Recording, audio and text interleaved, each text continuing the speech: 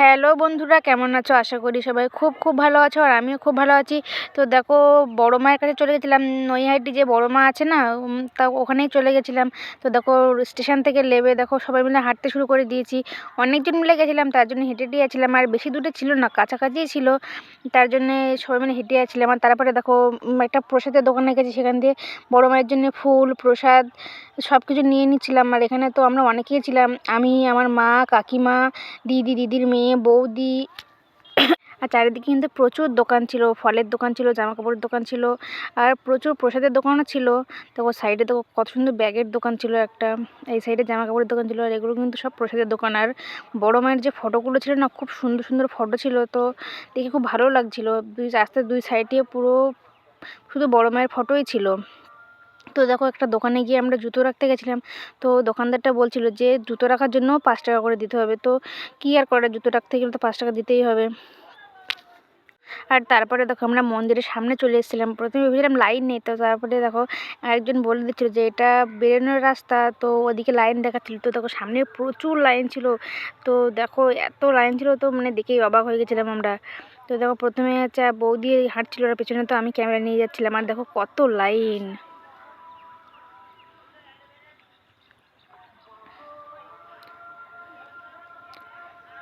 তারপরে দেখো এক জায়গায় একটু ফাঁকা ছিল, ভেবেছিলাম এখানেই লাইনটা শেষ। তো সেখানে গিয়ে দেখি যে না, ওরা একটু গ্যাপ দিয়ে দাঁড়িয়েছিল। তারপরে আমাদের লাইন থেকে টেনে বার করে দিল। তো দেখতে থাকো।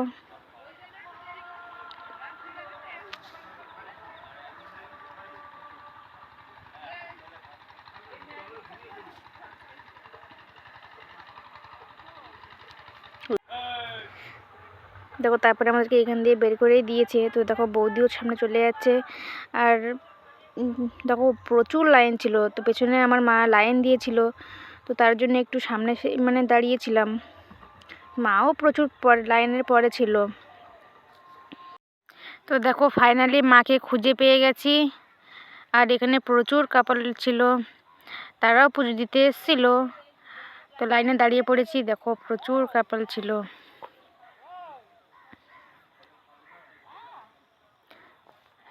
আর দেখো প্রায় অনেকটা আগেই চলে এসেছি, আর একটু বাকি ছিল। ওই দেখো সামনেই দেখা যাচ্ছে মন্দিরটা। তো তারপরে দেখো মায়ের কাছে চলে এসেছি, মায়ের দর্শন হয়ে গেল। তো এখানে প্রথমে যারা ঢুকেছিল তারা প্রথমে পুজো দিয়ে নিচ্ছিল, আমরা পেছনে ছিলাম। তো ওনারা বেরিয়ে যাবে, তারপরে আমরা সামনে যাব, গিয়ে তারপরে আমাদের প্রসাদ।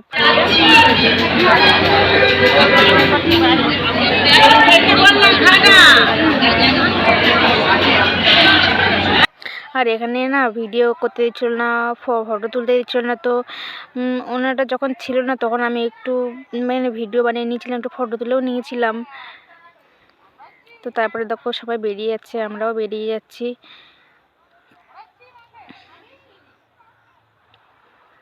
তারপরে দেখো কাকিমা একটা দোকান থেকে ওই বড় মায়ের একটা ফটো কিনে নিয়েছি বাইরে এসে।